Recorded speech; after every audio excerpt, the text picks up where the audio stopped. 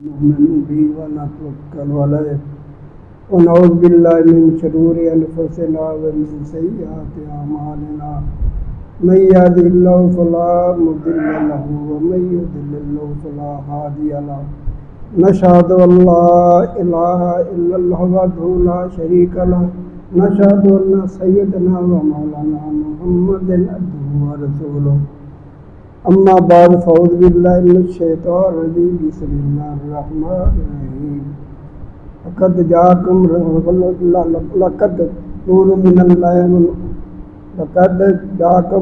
من اللہ وکتاب مبین صدق اللہ العلی العظیم صدق رسول النبی الکریم ونحن علی ذلک من الشاہدین والشاکرین والحمد للہ رب العالمین۔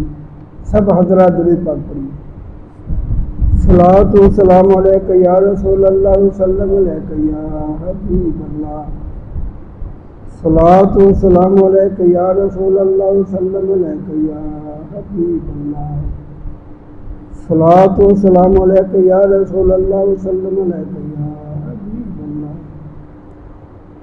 حضرات گرامی، قرآن حکیم کی آیت کریمہ تلاوت کرنے کا شرف حاصل کیا ہے، جس میں اللہ تبارک تعالیٰ نے ارشاد فرمایا کہ تحقیق تمہارے پاس ایک نور آیا اللہ کی طرف سے اور ایک روشن کتاب آئی۔ نور سے مراد نبی علیہ السلام کی ذات گرامی ہے، جیسے کہ مفسرین نے لکھا ہے، خصوصاً علامہ سیوطی رحمۃ اللہ علیہ اپنی تفسیر جلالین کے اندر فرماتے کہ نور سے مراد کہ النبی صلی اللہ علیہ وسلم کہ نور سے مراد ہے نبی علیہ السلام کی ذات گرامی، اور روشن کتاب سے مراد ہے قرآن پاک۔ یعنی گویا کہ تمہارے پاس ایک نور یعنی اللہ کے محبوب علیہ السلام تشریف لائے اور تمہاری رہنمائی تمہاری ہدایت کے لیے ایک کتاب یعنی قرآن پاک بھی ہے۔ گزشتہ جمعے میں نے کچھ نبی علیہ السلام کے نور کے متعلق بیان کیا تھا کہ سب سے پہلے اللہ تعالیٰ نے اپنے محبوب علیہ السلام کے نور کی تخلیق کی، یعنی سب سے پہلے نبی علیہ السلام کے نور کو پیدا کیا۔ آج جس پر کچھ قرآن حدیث کی روشنی کے اندر میں نے کچھ دلائل دی۔ پہلی بات تو یہ کہ اللہ تعالیٰ نے نبی علیہ السلام کو تمام انبیاء علیہ السلام کا یعنی حضرت آدم علیہ السلام سے لے کر تو حضرت عیسیٰ علیہ السلام تک تمام انبیاء علیہ السلام کا امام بھی، تو ظاہر بات ہے کہ جو امام ہوتا ہے وہ مقدم سے پہلے ہوتا ہے، اور دوسرا کہ ہر امام کا قول اور فعل مقتدی سے مقدم ہوتا ہے۔ یعنی جو امام ہے گا اس کا قول پہلے وہ کوئی قول کرے گا یعنی کوئی پڑھے گا یا کوئی فعل کرے گا، رکوع سجود کرے گا، تو اس کی اتباع کے اندر جو مقتدی ہیں مرتبے کے وہ اس کی اتباع کریں گے، یعنی قول اور فعل کے اندر۔ یعنی حدیث کے اندر آتا ہے کہ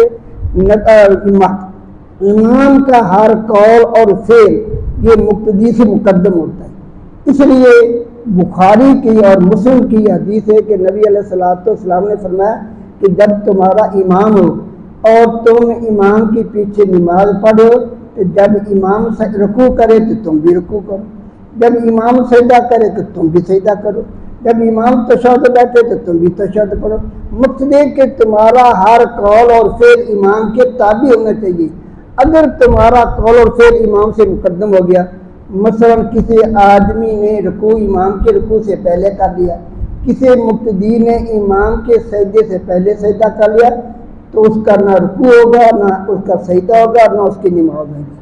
تو اس لیے فرمایا کہ امام جو مقتدی ہوتا ہے وہ امام کے تابع ہوتا ہے، تو لہذا یہ نبی علیہ السلام کو اللہ تعالیٰ نے تمام انبیاء علیہ السلام کا امام بنایا۔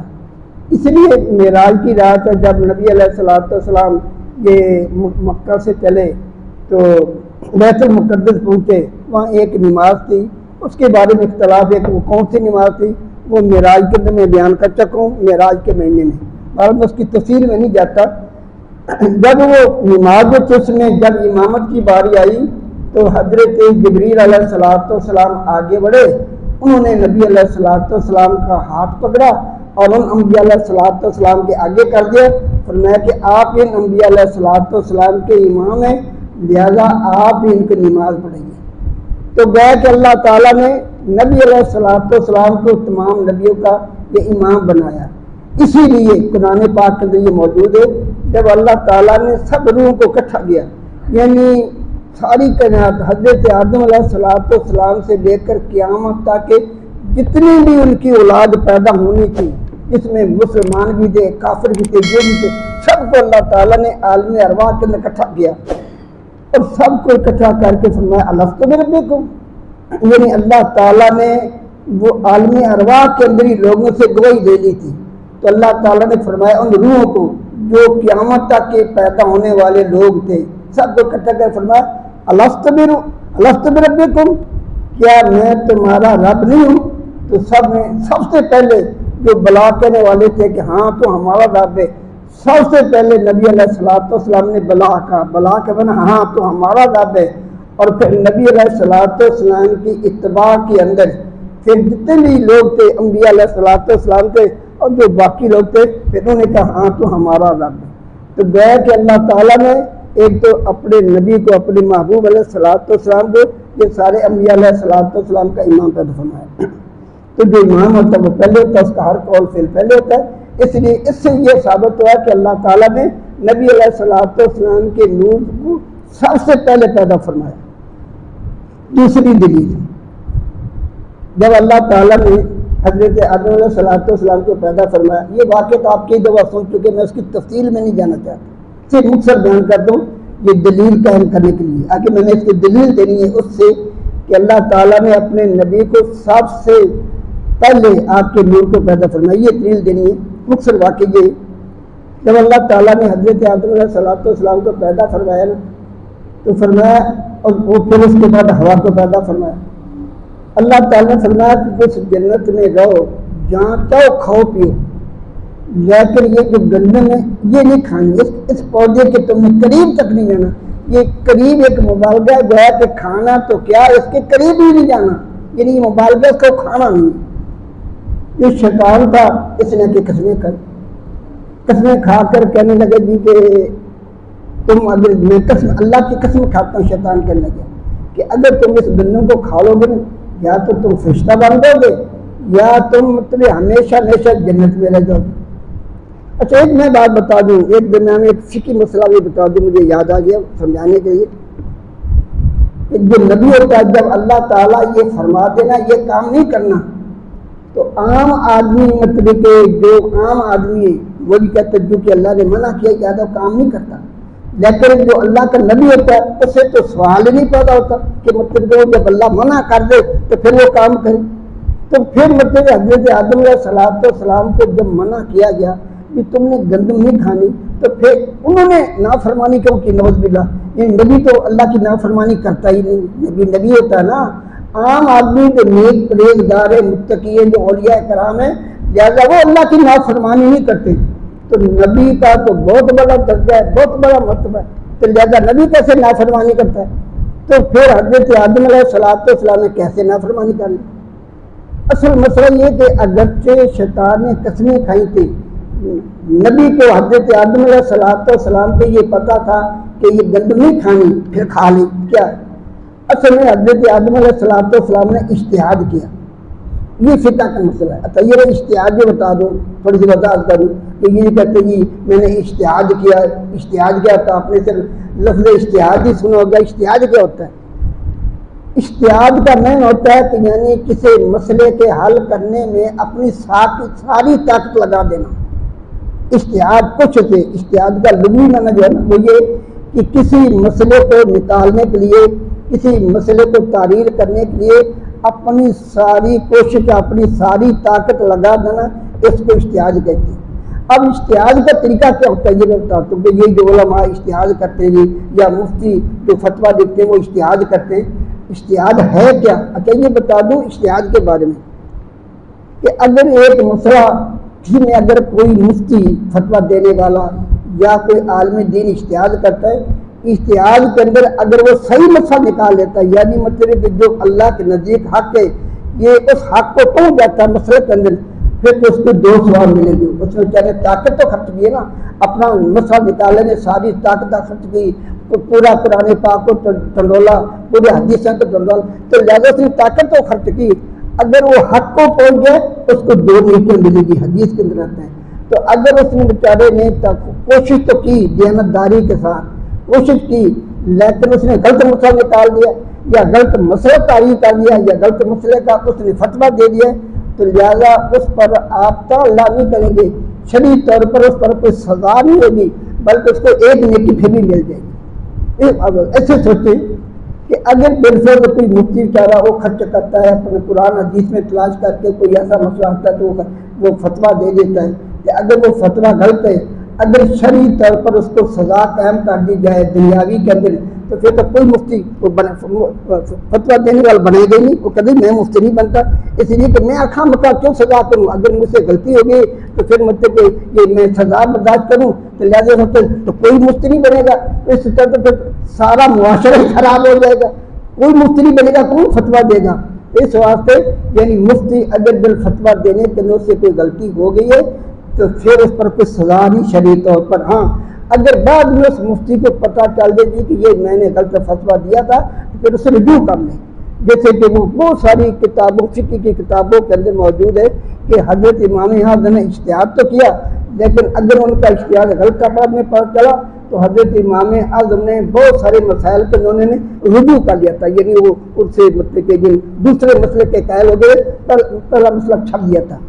اب وہ اجتہاد کا طریقہ کیا ہے یہ بھی بتا دوں. اجتہاد کا طریقہ ہے, اجتہاد کا طریقہ ہے کہ اگر کوئی اس کے پاس مسئلہ آتا نا یہ فتوے کے لیے, سب سے پہلے تو وہ قرآن پاک میں تلاش کرے. اگر وہ سارا اس نے قرآن پاک تلاش کیا وہ چلے گا آخر تک, لیکن اس کو مسئلہ قرآن پاک سے نہیں ملا, تو پھر مطلب ہے کہ وہ حدیثیں تلاش کرے.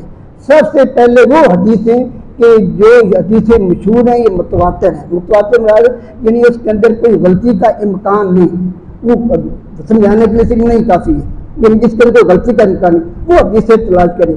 اگر ان حدیثوں سے وہ مسئلہ مل جاتا ہے تو ٹھیک ہے, اس کے مطابق وہ فتویٰ دے دیں.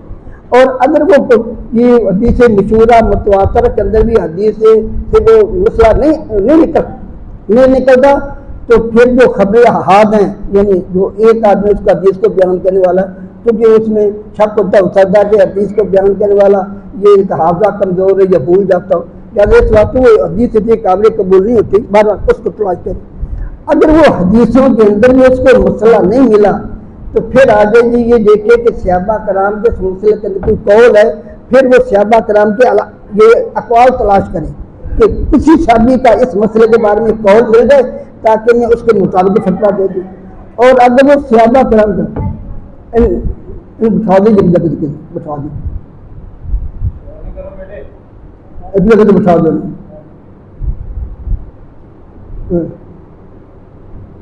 جی. تو اگر مطلب کہ پھر وہ صحابہ کرام کے اقوال تلاش کرے. اگر وہ مسئلہ اس کو صحابہ کرام کے اقوال سے بھی کوئی نہیں ملتا, پھر دیکھیں گے کہ اس پر کوئی علماء کرام کا اجماع ہے جس پر کوئی علماء کرام اس پر متفق ہوگی وہ تلاش کرے. اگر اس سے بھی نہیں ملتا تو پھر وہ جو مفتی پھر وہ اجتہاد کرے گا, وہ کوشش کرے گا مطلب کہ میں قیاس کروں. پھر وہ قیاس کرتا ہے, وہ قیاس کر کے پھر وہ مسئلہ بتا دے گا, یہ فتویٰ دے گا قیاس کر کے. اس کی میں مثال بھی دیتا ہوں. مثال کے طور پر قرآن پاک کے اندر شراب کے بارے میں تو ہے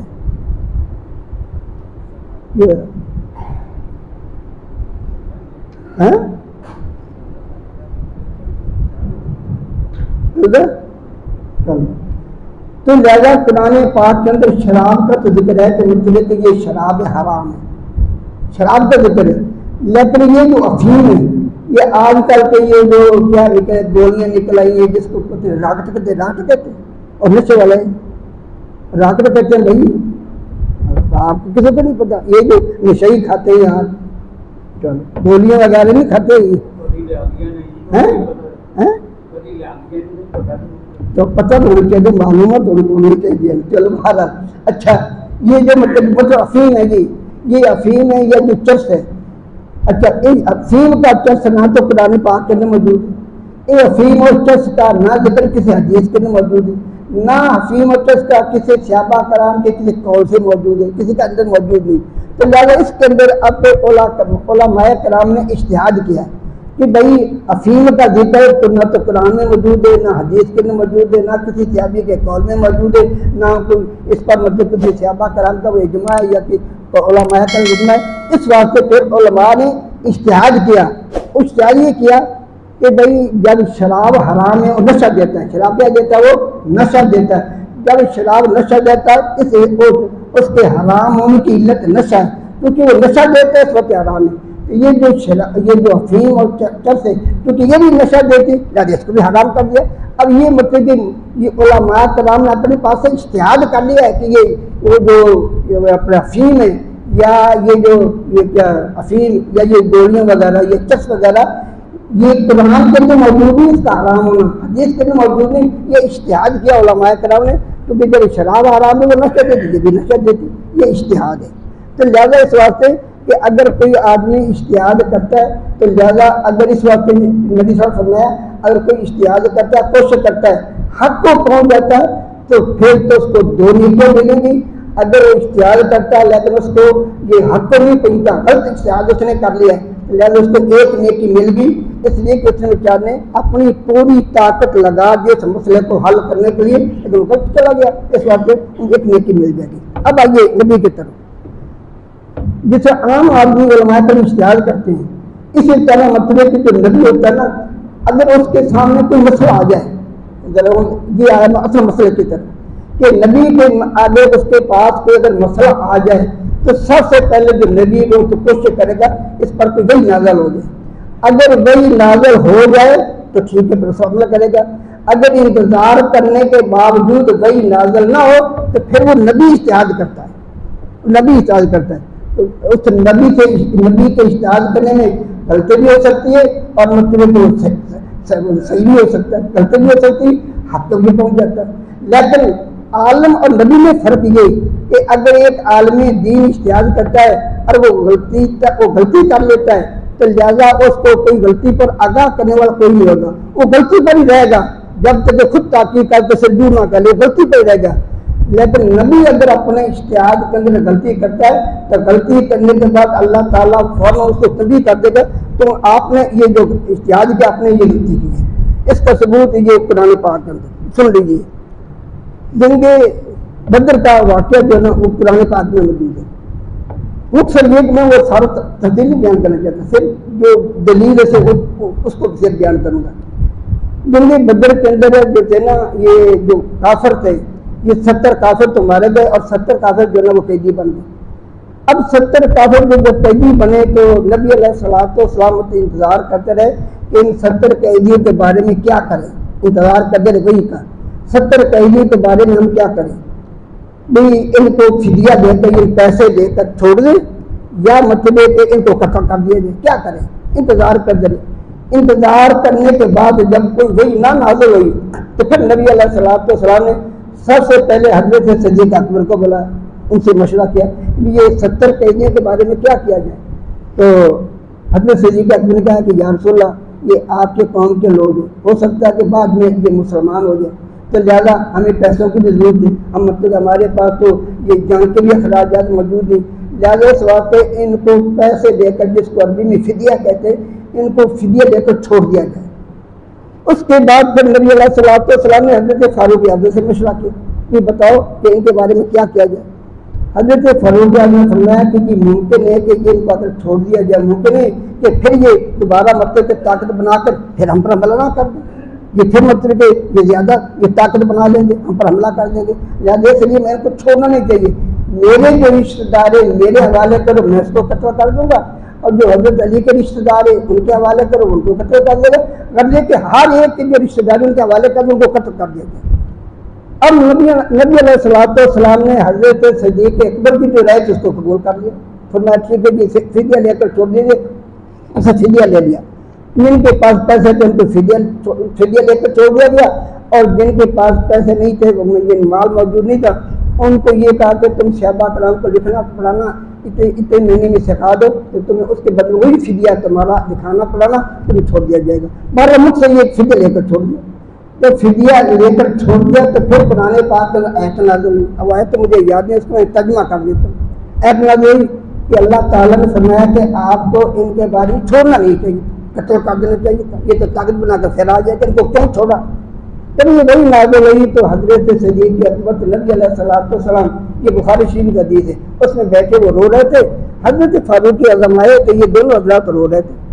حضرت فاروق اعظم کا ابھی کیا ہوا، مجھے بھی بتاؤ کہ اگر وہ تو رونے کی بات ہے تو پھر میں بھی تمہارے ساتھ رہوں، کیا بات کیا ہے؟ تو حضرت صدیق نبی علیہ السلام نے فرمایا کہ ہم سے جو غلطی جو ہم نے اشتیاق دیا تھا وہ اس میں غلطی ہوگی، تو اس کو ہم کو قتل کرنا چاہیے تھا، لیکن ہم نے تو فکر لے کر چھوڑ دیے۔ تو لہٰذا مقصد ہے کہ نبی اگر وہ نبی میں اشتیاق کرتا ہے اس سے بھی غلطی ہو سکتی ہے۔ اب آئیے اصل مسئلے کی طرف، تو اصل مسئلہ یہ تھا کہ حضرت آدم علیہ السلام کو جب اللہ تعالیٰ نے یہ منع فرما دیا کہ بھائی آپ نے مطلب کہ درخت کے قریب نہیں جانا، گند نہیں کھانی، وہ نبی تھے، اللہ کے حکم کی نافرمانی کیوں کی؟ اور اس کی وجہ یہ تھی کہ حضرت آدم علیہ السلام نے بھی نبی علیہ السلام کی طرح یہ اشتہاد کیا تھا۔ ان کا اشتہاد کیا تھا؟ ان کا اشتہاد یہ تھا، ایک تو یہ تھا کہ یہ جو شیطان میرے سامنے قسمیں کھا رہا ہے، کوئی آدمی جھوٹی قسم نہیں کھاتا، کوئی آدمی جھوٹی قسم نہیں کھاتا، لہذا اس واسطے انہوں نے کہا کہ شاید یہ سچ کہہ رہا ہے۔ ایک تو انہوں نے یہ اشتہاد کیا۔